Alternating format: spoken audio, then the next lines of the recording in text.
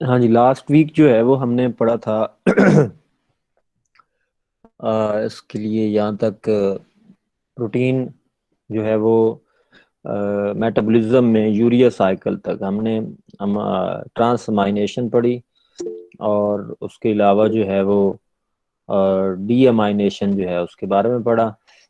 यहाँ बात जो हमने की वो ये था कि ग्लूटामेट जो है वो बहुत इंपॉर्टेंट रोल प्ले करता है। और फिर यूरिया साइकिल जो है उस वो बहुत इंपॉर्टेंट प्लेयर है for removing of the ammonia, क्योंकि अगर अमोनिया जो है वो बॉडी से रिलीज नहीं होता तो it's going to be toxic, जो आपके जो है वो नर्वस सिस्टम और वहाँ पे जो है वो ज्यादा जो है वो हार्मफुल हो सकता है। अगर आप देखें तो this is fourth step urea cycle in which carbamoyls phosphatase is converted into the urea. और इस डायग्राम में I hope it will be visible to you, ornithine जो है वो कार्बामाइल फास्फेट के साथ सिट्रोलिन में कन्वर्ट होती है। तो this is called what we call it the transfer methods transfer. तो ऑर्निथीन, कार्बामाइल फास्फेट, सिट्रोलिन, उसके बाद जो है वो जो नेक्स्ट स्टेप है, यहाँ कोई मिक्सिंग साइकिल जो है हाँ चले। तो सिट्रोलिन के बाद सिट्रोलिन और अस्पार्टेट जो है वो दोनों कंबाइन होके अर्जिनो सुक्सिनेट में कन्वर्ट होती हैं। और अर्जिनो सक्सिनेट जो है वो फिर आर्जिनिन में कन्वर्ट होती है, और आर्जिनिन जो है वो ऑर्निथीन में, और ऑर्निथीन दोबारा जो है वो इस तरह साइकिल जो है वो दोबार बार जो है वो कंटिन्यूस होता रहता है। तो nitrogen contents of various compound that participate in the urea cycle. ये जो हम ट्रांसफर मैकेनिज्म हम पढ़ रहे थे, अपलोड हो रही है diagram, I think it will take some time. तो ऑर्निथीन जो है ये माइटोकॉन्ड्रियल मैट्रिक्स है, और ऑर्निथीन जो है वो साइटोसोल से ऑर्निथीन थ्रू ट्रांसपोर्टर सिस्टम जो है वो माइटोकॉन्ड्रिया में आती है। और माइटोकॉन्ड्रिया से कार्बोमाइल फास्फेट जो है इसके साथ रिएक्ट करने के बाद सिट्रोलिन में कन्वर्ट होती है, और सिट्रोलिन जो है ये दोबारा थ्रू ट्रांसपोर्ट सिस्टम जो है वो सिट्रोलिन जो है वो ट्रांसफर हो जाती है उसमें क्या कहते हैं साइटोसोल में ट्रांसफर होगी। और साइटोसोल में दोबारा वो रिएक्शन जो आगे मैं बता रहा हूँ आपको कि वो रिएक्शन जो है वो साइटोसोल में फिर जो है वो बाकी के रिएक्शन जो है वो साइटोसोल में होगी। सिट्रोलिन के बाद एस्पार्टेट, और एस्पार्टेट अर्जिनोसुक्सिनेट और अर्जिनिन। यहाँ पे जो सबसे इम्पोर्टेंट है कि does it remind you you cycle Krebs cycles and urea and Krebs cycles in any ways? Yes, little bit, but one thing is very important. Here is the number of nitrogen which are going to be fixed. Ornithine में nitrogen 2 है, कार्बामाइल phosphate में 1 है, citrulline जो है उसमें फिर ये 2 और 1 मिलके कंबाइन होके बन जाते हैं 3। 3 के बाद एक आ जाता है अमाइनो एसिड से, एस्पार्टेट से। एस्पार्टेट का जो अमाइनो ग्रुप है वो कंबाइन होने के साथ अर्जिनो सुक्सिनेट जो है वहां पे टोटल अमोनिया जो है वो हो जाते हैं N4। और आर्जिनिन जो है फॉर एग्जाम्पल उसमें जो है वो आर्जिनिन की जब हम बात करते हैं तो आर्जिनिन जो है उसमें ये टोटल हो जाते हैं 4। और 4 के बाद ये फिर रिएक्शन जो है वो स्प्लिट होता है, और स्प्लिट होते हुए जो है वो हम कहते हैं कि जब ये स्प्लिट होता है तो स्प्लिट होने के साथ ये दो दो जो है वो अलग अलग अमाइनो एसिड जो है वो डिवाइड हो जाते हैं। एक में जो है वो 2 चले जाते हैं, दूसरे में भी 2। 2 जो यूरिया में है वो रिलीज हो जाता है, ऑर्निथीन वाला जो है वो दोबारा रिसाइकल्ड होता है। तो ऑर्निथीन वाला जो है वो दोबारा रिसाइकल होगा, और जो यूरिया वाला है वो दोबारा क्या होता है रिलीज हो जाता है।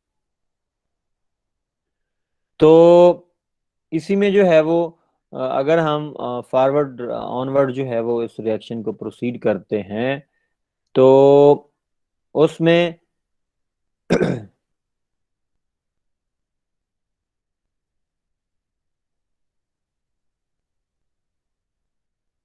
अगर इसको जो है वो हम प्रोसीड करते हैं तो yes fine.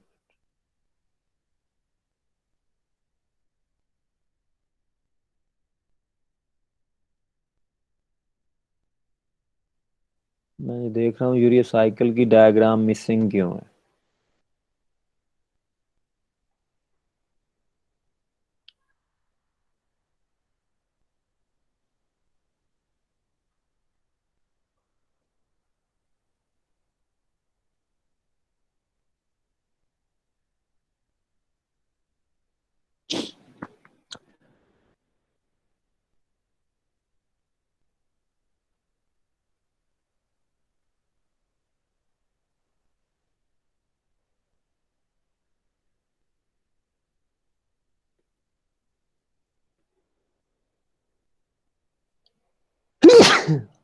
There is some issue in the slides आया है जो है वो तो इसमें अगर आप देखें तो फ्यूमरेट जो है from the urea cycle enters into the Krebs cycle. Aspartate produced from the oxaloacetate of the Krebs cycle enter the urea cycle. अभी जो प्रीवियस डायग्राम में बात हो रही थी कि नाइट्रोजन जो है वो फिक्स हो रहे हैं और ये बताया गया था कि अर्जिनिन जो है उसमें 4 नाइट्रोजन है तो 2 ऑर्निथिन में चले जाएंगे, 2 यूरिया साइकिल की फॉर्म में रिलीज हो जाएंगे। यहाँ पे जो है वो एस्पार्टेट जो आ रहा है जो कि उसकी जो है वो एस्पार्टेट जो मिल रहा है अर्जिनोसक्सिनेट के साथ वो आ रहा है क्रेब्स साइकिल से, और इसी तरह जो फ्यूमरेट यहाँ से प्रोड्यूस हो रहा है वो दोबारा जा रहा है क्रेब्स साइकिल। तो इस तरह ये दे आर इंटरलिंक्ड जो है वो एक दूसरे के साथ लिंक कर रहे हैं क्रेब्स साइकिल और यूरिया साइकिल। तो oxaloacetate has 4 potential fate. Oxaloacetate की जो फेट्स हैं, one is the transamination conversion, other is the conversion to glucose, formation of citrate and conversion to the pyruvate. ये ऑक्सैलोएसीटेट जो क्रेब्स साइकिल का intermediate है उसकी different fates हैं। ट्रांसअमाइनेशन में उस वक्त जाएगा प्रोसेस में ग्लूटामेट को ऑक्सीग्लूटारेट में कन्वर्ट करेगा जब जो है वो आपकी फूड के कंटेंट्स जो हैं उसमें अमोनिया मौजूद है। It's mean your food is having the जो है वो अमाइनो ग्रुप्स जो है वो मौजूद हैं, प्रोटीनेशियस फूड है उसी में जो है वो मौजूद हो। अच्छा जी, समरी क्या है? Transamination takes off amino groups from the amino acid and form the glutamate. आवाज आ रही है बच्चों? Yes, yes, sir. Yes, sir. Sir. Okay okay okay. Transamination take off the amino group from the amino acid and form the glutamate. जो ionized form है उसको हम glutamic acid कहते हैं। Amines group forms ammonia when removed in deamination. This combine with the carbon dioxide aspartate forms urea arginine and fumarate. जो हम पहले बात कर चुके हैं वो दोबारा समराइज करने के लिए कि अल्फा कीटो ग्लूटारेट जो है वो अल्फा अमाइनो एसिड से लिंक किया, कीटो एसिड बना और ग्लूटामिक एसिड बना। ग्लूटामिक एसिड जो है ये दोबारा रिसाइकल हो जाएगा अल्फा कीटो ग्लूटारेट में, और यहाँ से जो अल्फा कीटो एसिड है वो एनर्जी के कार्बन चेन उसकी एनर्जी में चली जाएगी और यहाँ डीअमाइनेशन होगी और अमोनिया जो है वो यूरिया साइकिल में इंटर हो जाएगा। इस अमोनिया जो यूरिया साइकिल में इंटर होता है एस्पार्टेट अमोनिया और इसके साथ फ्यूमरेट जो है वो प्रोडक्ट है। एस्पार्टेट जो है वो डीअमाइनेशन प्रोसेस के दौरान जो है वो अमोनिया जो है वो रिलीज हो जाएगा दोबारा यहाँ पे और ऑक्सैलोएसीटेट जो है वो यहाँ पे प्रोड्यूस हो जाएगा। ये लास्ट टाइम मैंने बताया था there are alternative methods of nitrogen excretions in different animals.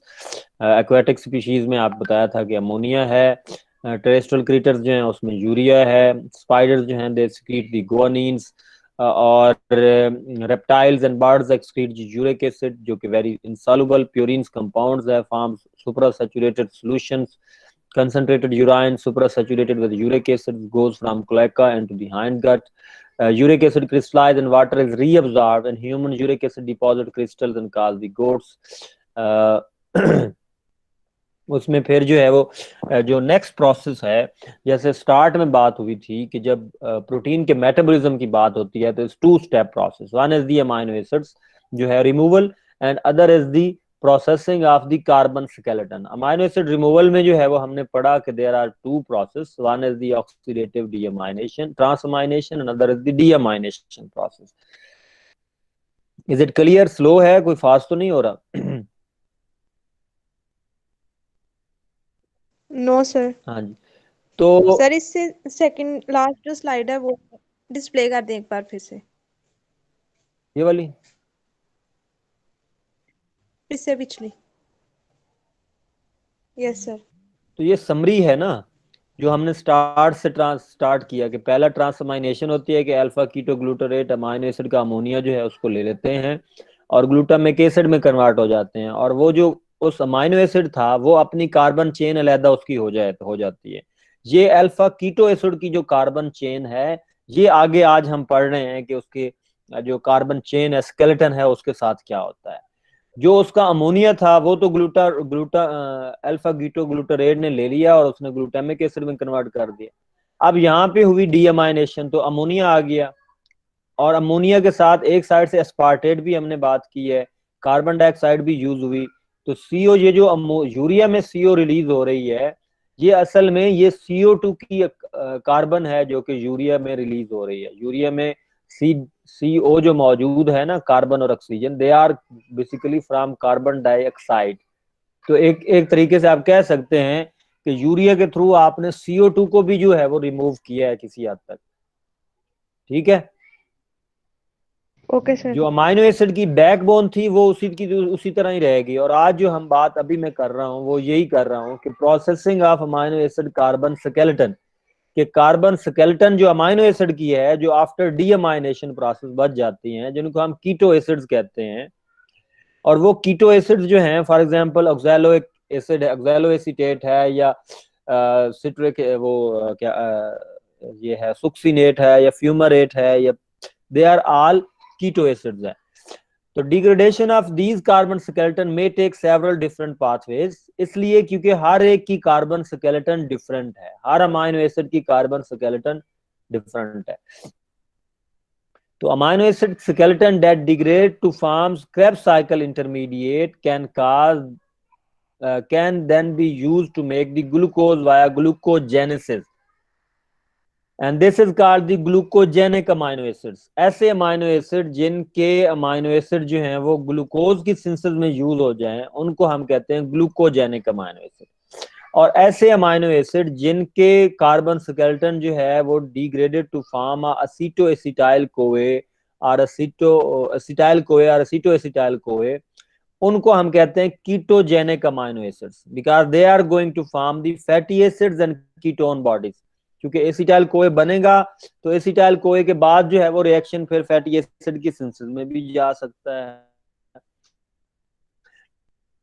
That's why they are called the ketogenic amino acids. ये वो डायग्राम है जिसमें हम कह सकते हैं कि fate of the carbon skeleton of 20 amino acids जो कि हमारे अंदर मौजूद है।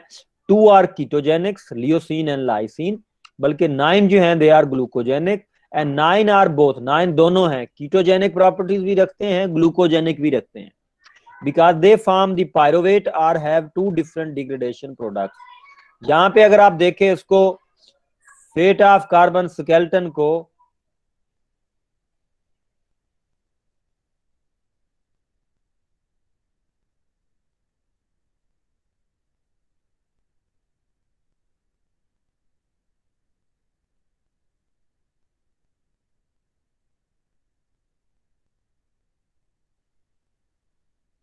so this one basically, if you look in this diagram, so there are some green color, some are the bluish color, and these two are basically the products. For example, ketone bodies and glucose. So ketone bodies are the product from green amino acids. So they are, for example, alanine, glycine, cysteine, serine. These both colors showing that they are having the both properties. Either they can convert it into acetyl CoA or into pyruvate, and they have basically they are ketogenic as well as the glucogenic. और यहाँ पे अगर आप देखें तो ये सिर्फ जो है वो कीटोजेनिक प्रॉपर्टीज हैं, लेकिन यही अगर आप लियोसिन लाइसिन की जो है वो लियोसिन और लाइसिन के अलावा बाकी फिनाइल एलानिन, टायरोसिन, ट्रिप्टोफैन, ये भी जो है वो यहाँ भी लिखा हुआ है टायरोसिन, फिनाइल एलानिन। तो ये ग्लूकोजेनिक हैं एज वेल एज कीटोजेनिक भी हैं। तो लेकिन कुछ जो हैं उसमें से ऐसे हैं जो सिर्फ और सिर्फ जो है वो क्या है, जैसे ग्लूटामेट है या ग्लूटामीन है, हिस्टडीन है, प्रोलीन है, arginine, they are only glucogenic amino acid because they are going to be converted into alpha keto glutarate. और उसके बाद जो है वो अगर हम बात करें अमाइनो एसिड बायोसिंथेसिस की, तो essential amino acid can be made by the plants bacteria in 7 to 10 steps process, and we obtain these amino acids by eating plants. 11 are the non-essential amino acids synthesized in 1 to 3 steps and use glycolysis intermediate 3-phosphoglycerate and pyruvates and Krebs cycle intermediate oxaloacetate and alpha ketoglutarate. जब हम amino acid की बात करते हैं, पहले हमने बात की अमाइनो एसिड डिग्रेडेशन की, अभी हम बात कर रहे हैं अमाइनो एसिड बायोसिंथेसिस की। तो बायोसिंथेसिस जो है उसमें अगर आप देखें तो वो ऑक्सैलोएसिटेट और कीटोग्लूटारेट जो है मोस्टली अमाइनो एसिड इनसे बनते हैं, इसलिए क्योंकि कीटो ग्लूटारेट जो है वो 5 कार्बन मॉलिक्यूल है, ऑक्सैलोएसिटेट 4 कार्बन मॉलिक्यूल है, और ग्लाइकोलिसिस के इंटरमीडिएट अगर कोई 3 कार्बन मॉलिक्यूल जो है वो अमाइनो एसिड 3 कार्बन का हो तो वो पायरुवेट से फिर सिंथेसाइज होगा। यहाँ पे अगर आप देखें, this is the starting material for the biosynthesis of 11 essential non essential amino acids, 1 step, 2 step and 3 step. ये हैं ग्लाइकोलिसिस के इंटरमीडिएट, और 3-फॉस्फोग्लिसरेट और पायरुवेट, इसके हमें पता है कि एलानीन और सीरीन बनते हैं, एस्पार्टेट और ग्लूटामेट बनते हैं, टायरोसिन बनेंगे। और यहाँ बाकी अमाइनो एसिड जो है वो थोड़ा सा इशू आ रहा है कि ये जो है वो स्लाइड्स यहाँ पे, चलो मैं इसको, हाँ ये हो, तो सिस्टीन है या ग्लाइसिन है, एस्पार्टेट है, आर्जिनिन है, ग्लूटामेट है, प्रोलीन है, these are basically different amino acid जो कि इससे जो है वो सिंथेसाइज हो रहे हैं। और ये 11 जो है वो नॉन एसेंशियल अमाइनो एसिड्स हैं जो कि हमारी बॉडी जो है वो खुद सिंथेसाइज करती है। Alanine, aspartate and glutamate use the transamination processes. Alanine है या एस्पार्टेट है या ग्लूटामेट है, तो they can use the transamination process. अगर हम प्रीवियस डायग्राम, आई थिंक वो उसकी जो है वो वो भी जो है वो थोड़ी अब क्लियर होगी। इशू आई थिंक, अगर ये इशू, हाँ जी ये देखें, ये तो दोबारा मैं इसलिए जा रहा हूँ कि वो जो है वो इसमें अगर आप देखें तो ये है citrulline, basically citrulline transported system के थ्रू यूरिया साइकिल की जब बात करते हैं तो सिट्रोलिन एस्पार्टेट यहाँ से इंटर होगा, एटीपी भी यूटिलाइज हो जाएगी एनर्जी, और ये कंडेंसेशन रिएक्शन है। तो पहला रिएक्शन ट्रांसफर रिएक्शन है, सेकेंड रिएक्शन जो है वो कंडेंसेशन है, और सिट्रोलिन कन्वर्ट हो जाएगी अर्जिनोसुक्सिनेट में। और अर्जिनोसुक्सिनेट में कन्वर्ट होने के साथ जो है ये अर्जिनोसुक्सिनेट के बाद क्लीवेज है, और क्लीवेज में ये होगा अर्जिनिन बनेगा और फ्यूमरेट जो है वो रिलीज हो जाएगा। और फिर जो है वो फोर्थ रिएक्शन हाइड्रोलिसिस रिएक्शन है, और इससे जो है वो वाटर जो है वो ऐड होगा, उससे यूरिया रिलीज हो जाएगा और अर्जिनिन कन्वर्ट हो जाएगा ऑर्निथीन में। और ऑर्निथीन जो है वो ट्रांसपोर्ट सिस्टम को यूज करेगी, और इस ट्रांसपोर्ट सिस्टम के थ्रू जो है वो दोबारा इंटर हो जाएगी माइटोकॉन्ड्रिया के मैट्रिक्स में, और वहां पे कार्बामाइल फास्फेट जो कि एंजाइम है जो कि उसके मैट्रिक्स में मौजूद है, उसके थ्रू जो है वो ट्रांसफर मैकेनिज्म होगा और वो ऑर्निथीन सिट्रोलिन में कन्वर्ट हो जाएगी, और इस तरह ये यूरिया साइकिल जो है वो चलता रहता है। क्लियर हो गया? Yes sir. हाँ यस जी। सर। वो एनिमेशन थी तो मुझे वो एनिमेशन चल नहीं रही थी, इसलिए जो है वो स्लाइड्स जो है वो मिसिंग शो कर रही थी। So phenylalanine and tyrosine. So after knowing about this one के non-essential amino acid जो हैं वो किस तरह synthesize होते हैं, तो phenylalanine and tyrosine degradation. So degradation of phenylalanine starts with the conversion to the tyrosine catalyzed by phenylalanine and hydrolysis. Fumarate and acetoacetate are formed. Fumarate is converted into oxaloacetate for the TCA cycle and acetoacetate is converted into the acetyl CoA. होता क्या है कि phenylalanine और tyrosine जो हैं उसके mechanism में जो है वो ये फिनाइलएलानिन है, ये अगर ट्रांसअमाइनेशन प्रोसेस होगा तो फिना अल्फा कीटोग्लूटारेट डीअमाइनेशन इसकी जो है वो ट्रांसअमाइनेशन कर देगा और ये फिनाइल पायरुवेट मॉलिक्यूल बन जाएगा। और दूसरे एंड पे फिनाइल एलानीन जो है वो, अगर फिनाइल एलानीन हाइड्रोलेज एंजाइम है तो वो टायरोसिन में कन्वर्ट हो जाएगा, और टायरोसिन के बाद फ्यूमरेट, ऑक्सैलोएसीटेट और एसीटोएसीटेट एंड एसिटाइल कोए में कन्वर्ट हो जाएगा, ये टायरोसिन के बाद। अच्छा, इसकी जो है वो इंपॉर्टेंस क्या है? इंपॉर्टेंस ये है कि there is disease what we call it the phenylketonuria. ठीक है, फिनाइल कीटोन यूरिया है क्या कि defective in phenylalanine hydroxylase, phenylalanine accumulate in the body and phenyl alanine is transaminated to phenyl pyruvate.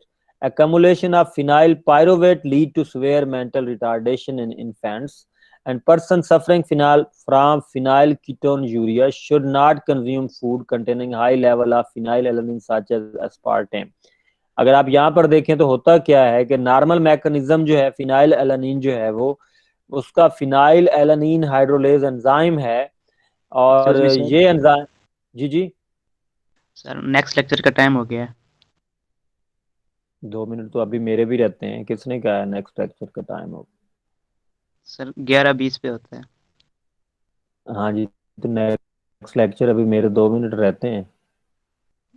Yes sir, अभी 18 हुए।